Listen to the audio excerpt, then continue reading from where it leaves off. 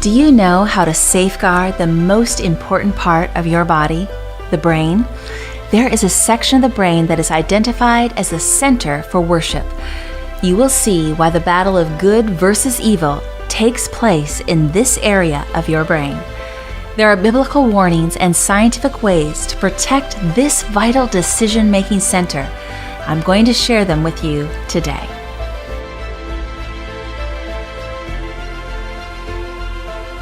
Hi, if this is your first time here on my channel, I'm Cami, and welcome to Unlocking Bible Prophecies. Consider subscribing now and also click the notification bell so you won't miss any of my new videos. I just love today's topic. When I understood its importance, it changed many things in my life. The most critical part of the brain is situated directly behind your forehead. This crucial piece of real estate is called the frontal lobe. Bible prophecy repeatedly warns us of the importance of this section of our brain. Why? It is interesting that in the book of Revelation, the enemy of God, the beast, seeks to place a mark on everyone's foreheads, whereas God's children are sealed with his name in their foreheads. The Bible makes it obvious that we need to protect this area and make wise choices, and in doing so, avoid the mark of the beast. See, this doesn't have to be scary when we know more about it. So what is the big deal about this brain matter behind our foreheads? Our frontal lobe is critical for our character development and is the highest control center of the brain. The government of God is not founded upon blind submission, as Satan would like you to think.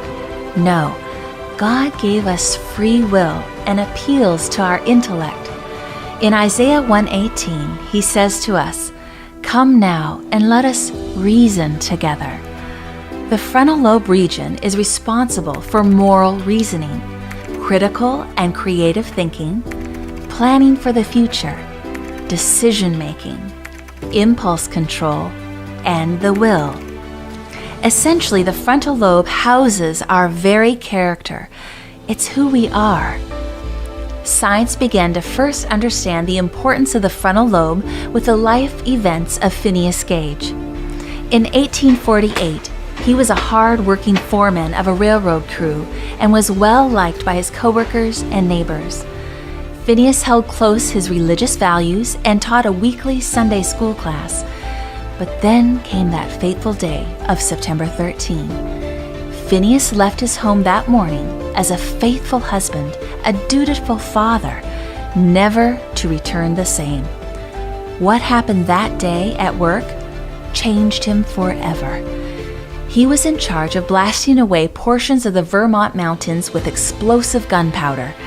He was packing this powder in a hole with an iron rod, and unfortunately, someone forgot to put the sand in the hole over the powder, and suddenly there were sparks and then a powerful blast. The 13-pound tamping bar, over 1 inch thick and 3 feet long, shot like a missile through Gage's head. It entered his left cheekbone and went through his brain and then out the top of his head.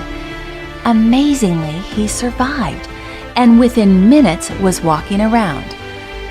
He was hospitalized and released a few weeks later. Unfortunately, he was no longer the same man. He started to smoke, drink, curse, as if his ethical filters had been turned off. And now, any woman that appeared desirable to him, he pursued. His marriage was no longer sacred to him. Instead, he ridiculed morality and churchgoers, anything spiritual or religious. Since the accident, he was easily irritated, irresponsible, irrational, and irreverent. He lost his job as foreman because of his incredible temper and lack of ability to plan ahead. He left his family to join a circus act, showcasing his shocking appearance, along with his infamous tamping bar. He later died in Chile from unrelated causes. And in 1867, his skull and the original rod that pierced it were exhumed. Both became part of the exhibition at the Harvard Medical School Museum in Boston, where it remains today. His traumatic accident cost him his personality, his moral standards, and his commitment to loved ones. Secular researchers concluded and documented that he had lost an important part of his brain: his moral reasoning, judgment, social behavior, and most of all, spirituality. Even secular neurology textbooks recognize the frontal lobe as a spiritual part of the brain. This truly is where worship occurs. No wonder Satan is battling to control this center. It is curious to know that the frontal lobe develops slowly in children, amps up its growth during the teenage years, but does not fully mature until around age 30. It is easiest to see a child's frontal lobe development by how long they are capable of planning for the future. For example, a small child on a family road trip may continuously ask, "Are we there yet?" And then 5 minutes later, "Are we there yet?" A child is not able to see into the distant future, whereas a teenager is able to plan and look forward to next spring break. Now, because this is a center for worship, God communicates with us here. So of course, this is the devil's target. He wants to be the center of your worship and block God from you. How does the devil interfere with God's communication to our frontal lobes? Many addictions impair frontal lobe function. Here are 7 examples that come to mind. Alcohol use interferes with your dopamine production and can decrease activity level in your frontal lobe. Nicotine from smoking constricts blood flow to your brain. Drug use impairs cognitive function. High levels of sugar intake result in deficits in memory and attention. Same with pornography use, entertainment TV, media, and screen addiction such as video games can also suppress frontal lobe functioning, stunting its growth and reducing your gray matter. 1 Peter 1:13, we are warned to prepare our minds for action and exercise self-control. It reads, "Therefore gird up the loins of your mind, be sober, and rest your hope fully upon the grace that is to be brought to you at the revelation of Jesus Christ." He is telling us to keep our brains as sharp as they can to be abstinent from anything that will dull our brains and impair our thinking. Friends, especially in these difficult times, we need to be vigilant. 2 books I highly recommend for further study on today's topic are Dr. Neil Nedley's The Lost Art of Thinking and E.G. White's The Ministry of Healing. Okay, so here's 8 natural remedies that are emphasized in the Bible on how to achieve optimum frontal lobe functioning. The best part is that they are all free. Let's take a closer look at our habits to see if we can upgrade our lifestyles in a balanced way. Number 1, nutrition. Choose to nourish your brain with nutrient-rich foods that enhance your cognitive function. What you put into your body affects your brain's output. Daily include foods of many colors: the greens, the reds, the yellows, the purples. A liberal supply of fruits, nuts, vegetables, and grains provides the best nourishment for your frontal lobe. Foods high in sugar and saturated fat impede your brain function. Dr. Nedley's book states that it typically takes up to 14 days for the results of a healthier diet to be noticed. Improvement will continue and peak at about 3 to 6 months. Something as simple as eating a more plant-based, less processed diet makes energy more available to the brain and can improve every aspect of willpower and decision-making. Number 2, exercise. Physical activity improves mental focus. Exercise not only benefits your brain health, it can also improve your memory. In the long run, it can even protect your brain against degeneration. It is suggested that working with your hands 2 hours a day shows enhancement of the frontal lobe. So add in some gardening, crocheting, woodworking to your life. Number 3, water. Hydrate yourself.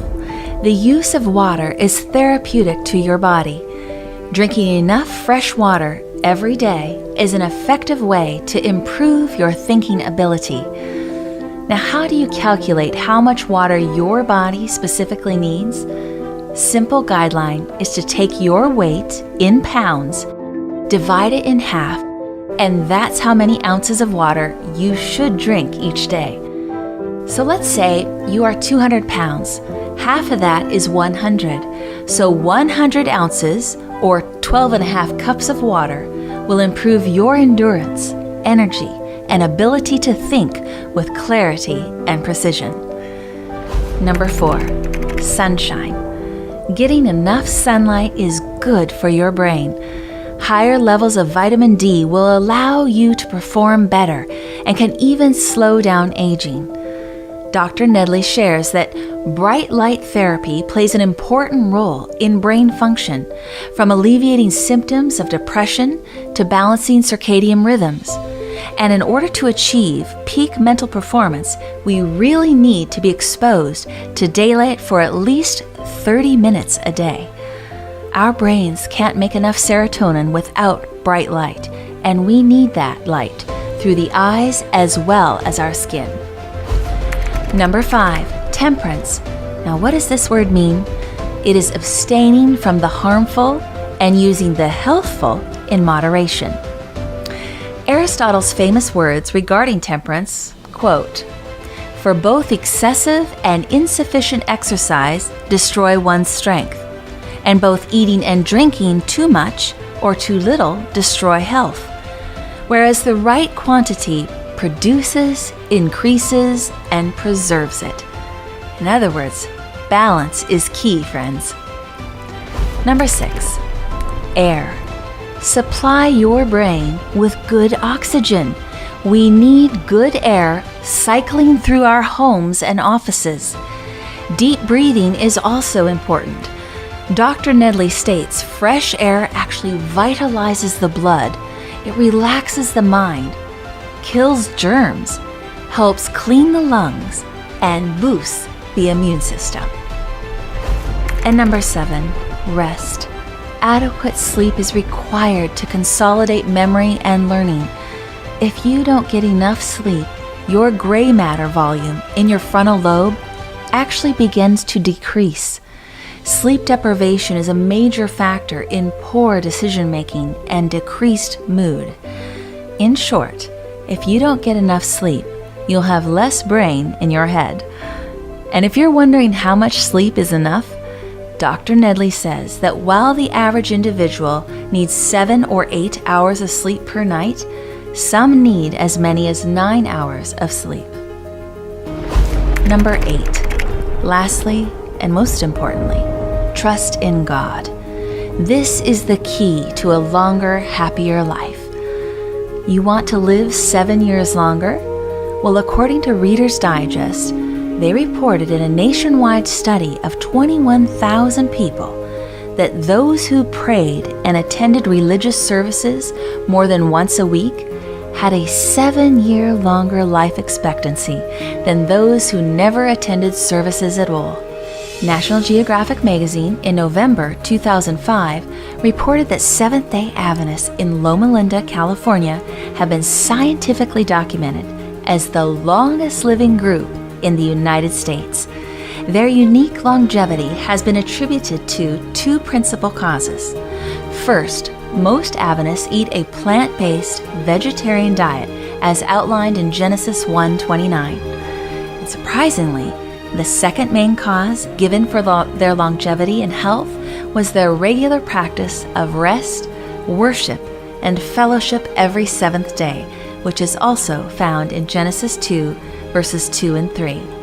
An easy way to remember these 8 key ways is to use the acronym New Start. Nutrition, exercise, water, sunshine, temperance, air, rest, and trust in God. So friends, do you want to be more intelligent, make better decisions, have greater capacity to empathize with others, have a greater ability to overcome addictions, but most importantly, have a greater power to do the will of God? Because in these troubling days, filled with chaos and uncertainty, we need to guard our minds so that we can hear the voice of God speaking to the worship center of our brains.